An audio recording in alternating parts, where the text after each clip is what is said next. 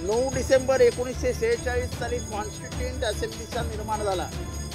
बाबासाहेब आंबेडकर हे बेंगॉलमधून आले होते। रघुनाथ मोंडाल नावाच्या माणसाने राजीनामा दिल्यानंतर कॉन्स्टिट्युएंट असेंब्लीमध्ये ईस्ट पाकिस्तानमधनं कॉन्स्टिट्युएंट असेंब्लीमध्ये आले। स्वातंत्र्याच्या वेळेस पार्टिशन झालं आणि डॉक्टर बाबासाहेब आंबेडकरांची जी हे होती मतदारसंघ होता तो पाकिस्तानात गेला, त्यामुळे मतदारसंघच नव्हता बाबासाहेबांना। हा इतिहास लक्षात घ्या की मुंबईमध्ये जयकर नावाचे मोठे ॲडव्होकेट होते, काँग्रेसनी त्यांना राजीनामा द्यायला लावला, डॉक्टर बाबासाहेबांना तिथे उभं केलं आणि ह्या देशातल्या डाव्या पक्षांनी आणि काँग्रेसनी डॉक्टर बाबासाहेब आंबेडकरांना कॉन्स्टिट्युएंट असेंब्लीमध्ये आणलं, त्यांचा पराभव नाही केला, संविधान समितीमध्ये त्यांना आणलं। त्या संविधान समितीमध्ये जर सदस्य बघितले तर 99% सदस्य काँग्रेसचे होते, काँग्रेसचे। असं असताना जवाहरलाल नेहरू आणि महात्मा गांधींमुळे संविधान समितीच्या मसुदा समितीचं म्हणजे ज्यांनी ड्राफ्ट करायला पाहिजे कॉन्स्टिट्यूशन त्याचं अध्यक्ष कोणाला करायचं याची चर्चा झाली, तेव्हा महात्मा गांधी आणि जवाहरलाल नेहरू यांनी दोघांनी सांगितलं की डॉक्टर बाबासाहेब आंबेडकरांना द्या, कारण का शोषण आणि शोषित बघितलेला एकमेव माणूस भारतात आहे त्याचं नाव डॉक्टर बाबासाहेब आंबेडकर। कसं म्हणतात काँग्रेसचं काहीच संबंध नाही, 0.1% संबंध आहे ना, कोण भविष्य बघू शकत नाही। आता अंधार होता, आता पहाड झालेली आहे, बघावंच लागतं। तुम्ही इतिहास टाळू शकत नाही असं माझं मत आहे, माझं वैयक्तिक मत आहे। इतिहासामधनंच भविष्य समजतं। डॉक्टर बाबासाहेब आंबेडकर हे जेव्हा संविधान समिती स्थापन झाली तेव्हा ईस्ट पाकिस्तानमधनं निवडून आले। रघुनाथ मोंडाल नावाचा जो तिथला एक निवडून आलेला सहकारी होता त्यांनी राजीनामा दिला आणि त्याच्या जागेवरती कॉन्स्टिट्युएंट असेंब्लीमध्ये म्हणजे संविधान समितीमध्ये बाबासाहेब आंबेडकर आले। बाबासाहेब आंबेडकर आल्यानंतर 1947 मध्ये भारताचं विभाजन झालं, पार्टिशन झाले। पार्टिशन झाल्यानंतर बाबासाहेबांचं 389 तेव्हा संविधान सभेमध्ये सभा मंडळी होती निवडून आलेली। मतदारसंघ काही जणांचे गेले आणि 270 मतदारसंघ फक्त राहिले, त्याच्यातला एक मतदारसंघ डॉक्टर बाबासाहेब आंबेडकरांचा होता, तो पाकिस्तानात गेला।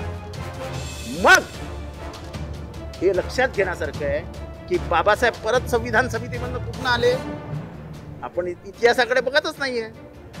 तेव्हा मुंबईमध्ये जयकर नावाचे एक मोठे ॲडव्होकेट होते, ॲडव्होकेट जयकर, त्यांना काँग्रेसनी राजीनामा द्यायला लावला आणि त्या जागेवरती काँग्रेसने डॉक्टर बाबासाहेब आंबेडकरांना मदत करून संविधान समितीमध्ये पाठवलं कॉन्स्टिट्युएंट असेंब्लीमध्ये। कॉन्स्टिट्युएंट असेंब्लीमध्ये 99% सदस्य काँग्रेसचे होते, म्हणजे काँग्रेसची पकड होती।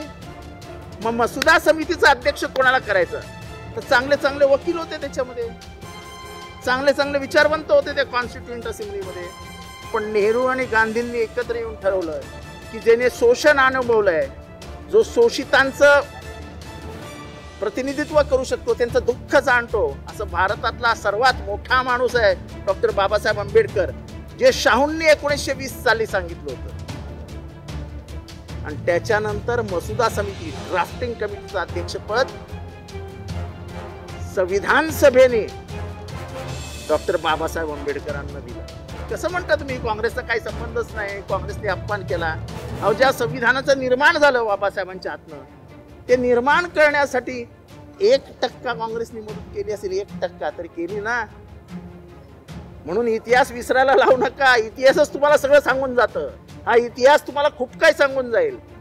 हे कोण बोलत नव्हतं म्हणून मी हे सगळं आणलं आता समज ऑन रेकॉर्ड। हे खोडून दाखवा मला कोणी, मी आव्हान देतो सगळे बुद्धिमान जे बीजेपी मध्ये आणि बसलेले आहेत, तुम्ही हे खोडून दाखवा मला की जयकरांनी राजीनामा दिला होता की नव्हता, जयकरांच्या जागेवरती डॉक्टर बाबासाहेब आंबेडकर गेले होते की नव्हते, मसुदा संविधान समितीमध्ये काँग्रेसचं वर्चस्व होतं की नव्हतं। तेव्हा काँग्रेसच्या मान्यतेशिवाय संविधान समितीमध्ये काहीच झालं नसतं, काँग्रेसने मान्यता दिली। आणि एक हिरा जो इथे आपल्याकडे होता, त्या हिऱ्याला जगभरात चमकवण्याचं काम झालं, ते संविधानातनं झालं आणि संविधानाचं अभूतपूर्व निर्माण डॉक्टर बाबासाहेबांनी केलं। तेव्हा सर्वसमावेशक होतं। श्यामाप्रसाद मुखर्जी यांना मंत्रिमंडळात कोणी घेतलं कॅबिनेटमध्ये? पहिल्या काँग्रेसने घेतलं। विरोधी विचारांचे असले तरी भारताला स्वातंत्र्य मिळालंय, आपण सगळ्यांनी पहिल्यांदा एकत्र आलं पाहिजे, हा भाव काँग्रेसचा होता.